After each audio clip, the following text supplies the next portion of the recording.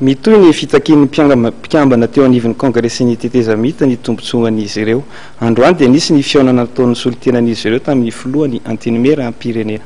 niraisin'ny filohan'ny antenimera pirenena Jean-Marc Sarakoto Mamonjy ny fampidinika taminy teny amin'ny Lapantimba zaza ny solotena mpiambana teo anivon'ny congrès ny tetezamita teo aloha mbola mitohy izay asa mpanjakana izay nametrahana anay izay dia ny raha araky ny teny hoe continuité de l'état ka izay zany a misy zavatra mbola tsy mahafapo eo amin'ny adidy manaraikitra satria droit ny mpiasa mandray ny valikasa sara izay zavatra zay zany dia lazaina eto fa izay ny fampidiny anay tamin'ny filoha ny intérimaire pirenena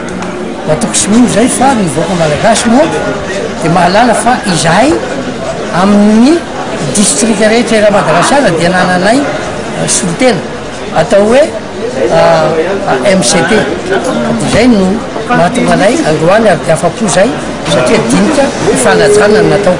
vonona nefa ny tombontsoan'ireo MCT ny antenimera pirenena araka ny tatra nataon'ny solotenan'izy ireo raha nidinika ny fanaovanay tamin'ny président Jean-Marc aloha dia soranazy maharay mandrenina assemblée azy fa izy dia manaiky andoha ny zavatra nitakinay dia sorana indrindra tompoko raha ny fantatra dia karahatelo volana faran'ny nesana amin'ny mampikambana amin'ny congrès ny tetezamita no nitakin'ny parlement ny tetezamita izay mahatratra 420 sy 300